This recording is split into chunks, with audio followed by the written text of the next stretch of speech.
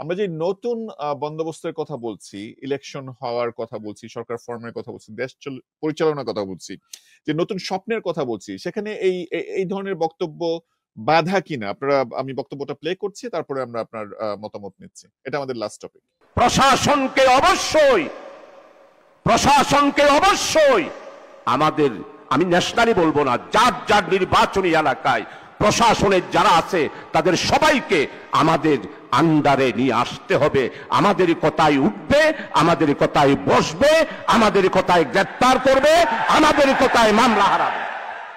যে দেখা যাচ্ছে যে জামাতে ইসলামীর একজন প্রার্থী জনাব শাহজাহান চৌধুরী, উনি গতকালকে ওনার এক নির্বাচনী সভায় এ ধরনের বক্তব্য দিয়েছেন যে প্রশাসনকে ওনাদের কথায় চলতে হবে, গ্রেফতার করতে হবে। এই যে এই ধরনের মানসিকতা, আমরা বিএনপি কে বড় দল হিসাবে বলি, কিন্তু আমরা দেখছি জামাতের মধ্যে ওই ধরনের মানসিকতা রয়ে গিয়েছে। আমরা এনসিপি নিয়ে আলাপ করলাম যে এনসিপির বিরুদ্ধেও দুর্নীতির অভিযোগ রয়ে গিয়েছে, যদিও আমাদের ডক্টর আতিক অস্বীকার করেছেন উপদেষ্টাদের সাথে এনসিপির সম্পর্ককে। বাট আমি জনাব তাইব আহমেদ, আপনার মাধ্যমে আমি এটাই আমাদের লাস্ট কোয়েশ্চেন এবং আপনার অভিমতটা জানতে চাই। আপনি যদি কোনো রেসপন্ড করতে চান ব্যারিস্টার নওফেল জামিলের আগের কোনো বক্তব্য করতে পারেন সংক্ষেপে, কিন্তু এটা নিয়ে আমি বলতে চাই যে আপনি কতটা আশাবাদী, এই যদি হয় বড় দলের নেতাদের মানসিকতা যে প্রশাসনকে নিয়ন্ত্রণ করে ইলেকশন করবে, ইলেকশন করে ক্ষমতায় গিয়ে মৌলিক কোনো পরিবর্তন হবে না বাংলাদেশের মানুষের ভাগ্যে, 24-এর এত রক্ত দেওয়ার পরেও এটা অ্যাকসেপ্টেবল কিনা? না, আমি নভেল ভাইয়ের সাথে আর কথা কি বলে কোনো কথার উত্তর দিতে চাচ্ছি না। মোটামুটি হয়ে গেছে আরকি। I am good on that. যেটা হচ্ছে যে এই শাহজাহান চৌধুরীর বিষয়ে যে কথাটা বলতে চাই, আমি এটার একটা পোস্টও করেছিলাম। পোস্টটা পরে কিছুটা সাসপেন্ডও করেছি। সেটা হচ্ছে যে আ উনি, আপনি যে ভিডিওটা দেখালেন তার আগের 30 সেকেন্ড বা 1 মিনিটের মতো উনি কিন্তু ভারতীয় আধিপত্যবাদের কথা বলেছেন। ভারতের থেকে যে প্রচুর টাকা-পয়সা আসবে নির্বাচনের সময়, সেই সময়ের কথা বলেছেন এবং ওইটা যদি আপনি কন্টিনিউয়াসলি এই পরের লাইনটা দেখেন, তাহলে আপনার আ এটা পাঠ করাটাই সমীচীন হবে যে উনি আমাদের বলতে পুরা বাংলাদেশকে বুঝিয়েছেন। মানে বাংলাদেশি প্রশাসনের আন্ডারে থাকবে। ভারতের আন্ডারে যাতে না থাকে, এটা মিন করেছে এবং পরে এরপরে আমি যখন পুরো বক্তব্য শুনেছি কালকে রাতে খুব সময় নষ্ট করে পুরো বক্তব্যটা শুনেছি। কিন্তু পুরো বক্তব্য শোনার পর আমার কিছুটা কনফিউজিং মনে হয়েছে। আসলে উনি কি বুঝাইতে চেয়েছেন? আমি এখনো যদিও বিষয়টা এরকমই মনে হয়েছে যে উনি ভারতীয় আধিপত্যের কথাই বলেছেন। আমার কাছে কিছু বিষয়টা ক্লিয়ার না। এবং পরবর্তীতে উনি আরেকটা ইন্টারভিউতে উনি বলেছেন যে উনি আমাদের বলতে বাংলাদেশকেই বুঝেছেন। আমি যেরকমভাবে বোঝাচ্ছি। কিন্তু তারপরেও আমার কাছে মনে হয়েছে যে তার ওয়ার্ড চুজিং এর তো ভুল আছেই এবং যে ওয়েতে পরবর্তীতে বিভিন্নভাবে কথা বলেছেন, একটু প্রবলেমেটিক। কিন্তু আপনারা যেরকমভাবে এটাকে ফ্রেমিং করছেন যে আ কি বলে যে ওই পুরো আমাদের কন্ট্রোলে নিয়ে আসবে, এটা মনে হয় না। This is absurd. একটা পলিটিক্যাল পার্টির পক্ষে এরকমভাবে আ সবকিছু তার দখলে, সে রুলিং পার্টিও না এগেইন। সো তার কথা মতো চলবে, এটা আসলে অ্যাবসার্ড, এটা হয় না। এটাই তো যদি উনি মিন করে থাকেন, যদি উনি এটা রিফিউজ করেছেন, যদি মিন করে থাকেন, ডেফিনিটলি এটার আ বিপক্ষে আমাদের অবস্থান। এটা বাংলাদেশের আ নতুন রাজনৈতিক কালচারের বিপক্ষে সেটার অবস্থান। এইটা কোনোভাবে হইতে দেয়া যাবে না। মানে সেটা চাইলেও এটা হইতে দেয়া যাবে না। জি, ধন্যবাদ। ব্যারিস্টার নওফেল জামিল, কিভাবে দেখেন জামাত নেতার এই বক্তব্যকে? আমার মনে হয় যে কনটেক্সট ইজ ভেরি ইম্পর্টেন্ট। উনি কেন এই কথা বললেন, এবং আমি এটা ওনার বক্তব্যটা প্রথম শুনলাম। কাজে তাইব ভাই যে কনটেক্সটের কথা বলেছেন, ওনার কনটেক্সটটা যদি আসলেই এইটাই হয়ে থাকে, তাহলে বলবো যে ওনার আসলে শব্দ চয়ন এবং কি বলবেন, কিভাবে বলবেন, এটার আরেকটু পরিপক্কতা থাকা উচিত ছিল।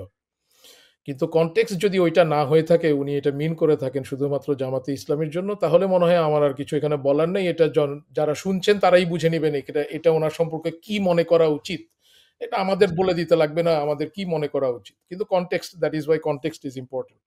কিন্তু আমি আসলে একটা সুযোগ দিলে আমি আসলে রাজনীতির যে নয়া বন্দোবস্ত সেইটার এই নিয়ে কিছু বলতে চাই। হ্যাঁ, তো শেষের দিকে যেহেতু চলে আসছি, আমার কাছে মনে হয় যে এই জিনিসটা খুব আমাদের দরকার, যেটা আমাদের পলিটিক্সে যেটা দরকার। আসলে নয়া বন্দোবস্ত শুনতে নয়া বন্দোবস্ত, আসলে নয়া বন্দোবস্ত কিন্তু নয়া বন্দোবস্ত না। আসলে সঠিক বন্দোবস্তটাই এতদিন ঠিক ছিল না, সেই বন্দোবস্তটা ফেরত আনা দরকার। এই জন্য এটার নাম হয়েছে নয়া বন্দোবস্ত। যেটার জন্য আসলে রাজনীতি মানুষ কেন করে, এই প্রশ্নটার আমাদের উত্তর দেওয়া খুব জরুরি। রাজনীতি মানুষ কি কি কারণে করতে পারে, সে রাজনীতি আসলে রাজনীতি করার নিয়তটা কি হওয়া উচিত? জনগণের জন্য হওয়া উচিত, মানুষের উপকারের জন্য যা হওয়া উচিত, মানুষের সেবার জন্য হওয়া উচিত। যেটা হওয়া উচিত না, খ্যাতির জন্য হওয়া উচিত না, টাকা পয়সার জন্য হওয়া উচিত না। যেই কারণে রাজনীতিবিদদের আসলে কোনো ফুল টাইম রাজনীতিবিদ বলে কোনো কিছু থাকাই উচিত না, কারণ তার সংসার যে নিজে চালাতে পারছে না, সে কিন্তু রাজনীতি করলে বিপদ। কারণ সে তখন হচ্ছে গিয়ে মানুষের টাকায় তার সংসার চালানোর চেষ্টা করবে, এটা একটা বিপদ। আমরা এই ধরনের রাজনীতিবিদ চাই না, যে ফুল টাইম রাজনীতিবিদ যে আর কিছু করে না। তার একটা সোর্স অফ আর্নিং থাকতে লাগবে, তার একটা কমফোর্ট জোনে থাকতে লাগবে। কিন্তু তার মানে এই না যে যে আসলে টাকা পয়সা নাই তার রাজনীতি করা উচিত না, ব্যাপারটা তা না। ব্যাপারটা হচ্ছে যে আসলে আমাদের রাজনীতির উদ্দেশ্যটা ঠিক করা, যে রাজনীতি কেন করবে মানুষ, এবং এই উদ্দেশ্যটা আমার মনে হয় যে ক্রিটিক্যাল আমাদের বোঝার জন্য, যে আমাদের জীবনের উদ্দেশ্য আসলে নিজের থেকে বৃহৎ কিছু। অন্য মানুষের উপকার করতে পারাটাই হচ্ছে আমাদের জীবনের উদ্দেশ্য। অন্য মানুষকে সার্ভ করতে পারাটা, সেবা দিতে পারাটা হচ্ছে আমাদের জীবনের উদ্দেশ্য। কেন? কারণ আমাকে আল্লাহ তাআলা আরো 1000 1 লক্ষ মানুষের থেকে বেটার রেখেছে। আমি সেইটার গ্রেটফুলনেস হিসেবে, গ্র্যাটিটিউড হিসেবে, আমি কৃতজ্ঞতা হিসেবে আমি অন্য মানুষের উপকার করতে চাই। এই যে সুযোগটা, আমি আজকে পঙ্গু হতে পারতাম, আমি আজকে ঘরে বসে থাকতে হতে পারতো, আমার অনেক কিছু, অনেক সমস্যা থাকতে পারতো। আমার তো এই সমস্যাগুলো নাই। আল্লাহ আমাকে একটা কিছু সময় দিয়েছেন, যে সময়টা আমি ব্যবহার করতে পারি। আমার কিছু সুযোগ আছে মানুষের সেবা করার। এই কৃতজ্ঞতা বোধের থেকে আমাদের রাজনীতি করতে লাগবে। খ্যাতির জন্য না, নামের জন্য না, টাকা পয়সার জন্য না।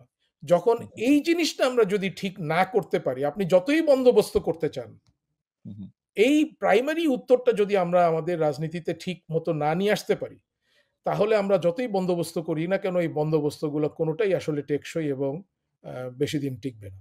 সো এইটুকু আমি একটু বলতে চাই, কারণ এই জিনিসটা আমাদের রাজনীতিতে আমরা এটা ঘুরে ঘুরে দেখছি, এই জিনিসটার আলোচনা নাই, চর্চা নাই। আমাদের এইটার আলোচনা এবং চর্চা দরকার, যে আমরা কেন রাজনীতি করি, কেন রাজনীতি করব, আসলে রাজনীতির উদ্দেশ্য কি। এইটা যত বেশি আমরা এই আলোচনাটা করব, তত বেশি মানুষকে ভাবতে সাহায্য করবে। কারণ মানুষ অন্যের দ্বারা প্রভাবিত, অন্য চিন্তাধারার প্রভাবিত এত বেশি হয়ে যায় যে মানুষের কাছে এই ম্যাটেরিয়ালিস্টিক জীবনটা হয়ে যায়, প্রাধান্য পায়। তো আমাদের এই রাজনীতিবিদদের মধ্যে এবং রাজনীতি নিয়ে আলোচনাগুলোর মধ্যে আমাদের এই আলোচনাটা মনে হয় ঘুরে ঘুরে আসা উচিত। আমরা রাজনীতি কেন করব, রাজনীতি কেন করা উচিত, এবং কি ধরনের রাজনীতি আসলে অ্যাকসেপ্টেবল এবং কি ধরনের রাজনীতি অ্যাকসেপ্টেবল না। এই রাইট, আলোচনাটা আমাদের খুব করা উচিত ইনশাল্লাহ। রাইট। লাস্ট 30 সেকেন্ড, জনাব তাইব আহমেদ, আপনি কি কিছু অ্যাড করবেন?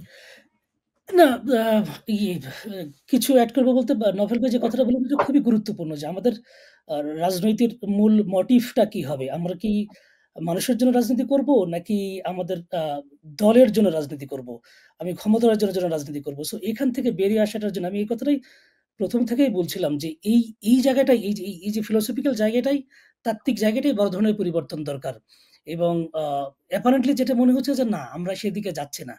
সো সেখানেই প্রবলেম, ওখানে আমাদেরকে কাজ করতে হবে। সো নভেল ভাই এই কথাটা উত্থাপন করেছেন, আমি খুবই খুশি হয়েছি, এবং আমাদের আলোচনাটা ওটাই হওয়া দরকার, যে আমাদের রাজনীতির কনস্টিটিউয়েন্সি হওয়া দরকার people, not anything else, not even the country.